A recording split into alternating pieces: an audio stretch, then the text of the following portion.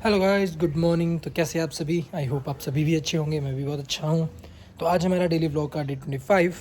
और जैसे कि आप सभी को पता ही है, पिछली कल शिमला में काफ़ी ज़्यादा तूफ़ान आया, आंधी आई है। मेरे घर पे भी बहुत ज़्यादा आई है। बहुत उथल पुथल हो रखी है, पेड़ भी गिरे हैं, मेरी फसल भी थोड़ी ख़राब हो चुकी है। और जहाँ पे हमारी कंस्ट्रक्शन वाली साइट है, जहाँ पे हम बिल्डिंग बना रहे हैं, वहाँ पे भी काफ़ी ज़्यादा शाम को तूफ़ान आया था। और वहाँ पे सामान रखने के लिए हमने शटर बनाया है, छोटा सा टेम्परेरी टाइप का चादर लगा के। हमें हमारे पड़ोसियों का फ़ोन आया था कि वो चादर भी निकल चुकी है, वो उड़ गया है वहाँ से। तो आज हमें वहीं जाना है, हमें देखना है वहाँ पे क्या दिक्कत हुई है।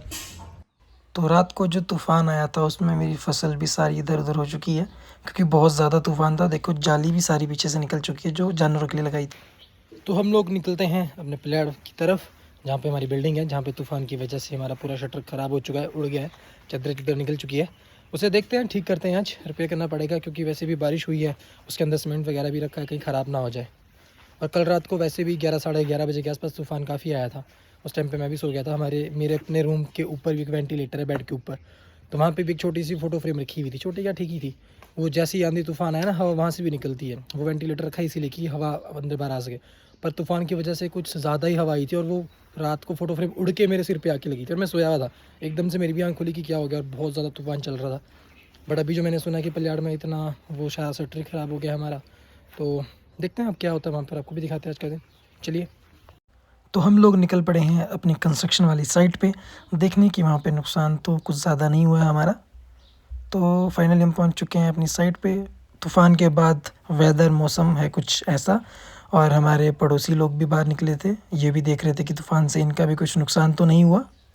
और यहीं राइट साइड पे हमारा शटर है, जो आपको चद्दर दिख रही खड़ी हुई, इसके ऊपर जो छत थी वो सारी निकल चुकी है। चलिए अंदर चल के आपको दिखाते हैं क्या हुआ है। और ये हमारी बिल्डिंग प्लास्टर के बाद, इसमें पानी डालने के बाद, सारा करने के बाद कुछ दिनों तक हमने इसे छोड़ा था, और आज इसका लुक कुछ ऐसा हो चुका है। अब इसमें कंस्ट्रक्शन काम शुरू होना है, कलर का और शटर का काम अभी लगना है इसमें। तो ये है वो शटर जिसमें अंदर सामान था। देखो, बाहर से लॉक भी लगा रखा था, बट भगवान ने छत ही उड़ा दी, तो इस लॉक का कोई मतलब तो था नहीं। चलिए देखते अंदर क्या हुआ है।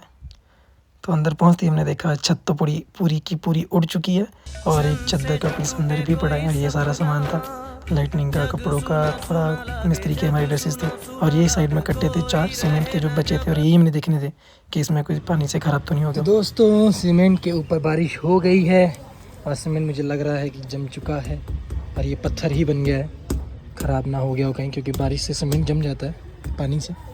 अब जब छत ही उड़ गई है तो और तो क्या कहना। तो ये है दूसरे फ्लोर से देखने पर शटर के कुछ हालात, जो कि ऊपर से पूरी की पूरी छत उड़ चुकी है। शुक्र है कुछ नुकसान ज़्यादा हुआ नहीं, क्योंकि जितना तूफ़ान था तो चादर उड़ के किसी की तरफ जाती तो शायद नुकसान ज़्यादा करती। तो ऐसा कुछ हुआ नहीं। और बाकी हमारे पड़ोसियों ने थोड़ा हमें इन्फॉर्म भी कर दिया था, और ये भैया जी हैं जिनका हम थैंक यू करना चाहेंगे।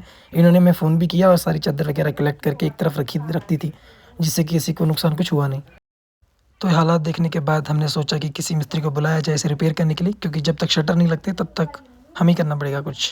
तो पापा ने कहा कि काम थोड़ा सही है, तो क्यों ना इसे हम खुद से ही रिपेयर करें। तो लग पड़े मैं और मेरे पापा जी ने मुझे छत पे चढ़ा दिया कील ठोकने के लिए, बट मुझसे ये भी अच्छे से नहीं हो रहा था। देन हमने कोशिश करी और अच्छे से करने के किया, और इसमें चादर भी मैंने ही लगाई। तो जैसे मैं काम कर रहा था वैसे ही मुझे रास्ते में मिल गए 2 शख्स। देखिए, तो कुलविंदर और उसका भाई भी जा रहे थे काम के लिए सामान लेके। तो चलिए हम अपने काम पे वापस आते हैं और करते हैं शुरू। तो कील ठोकने के बाद छत कर दी हमने फिक्स, पर पापा ने कहा कि दोबारा तूफान आया तो वो उड़ सकती है, इसलिए हमने इन डंडों को काट के इसके ऊपर फिर से लगाया और रस्सी से भी बांध दिया, ताकि तूफान से ये ना टूट सके। पक्का काम किया है। तो दिन चढ़ चुका है, बहुत ज़्यादा धूप हो रही है, काम भी हम कर रहे हैं, छत हम डाल चुके हैं, क्योंकि छत ने डाला डेरा, घर बन गया मेरा।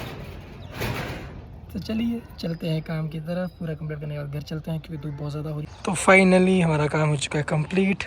हम लगा चुके हैं इसके ऊपर छत, और हमने ये लक्कड़ से भी थोड़े से डाले, इससे बांधा है साइडों से भी, ताकि फिर से हवा आए तो ये ना उड़े।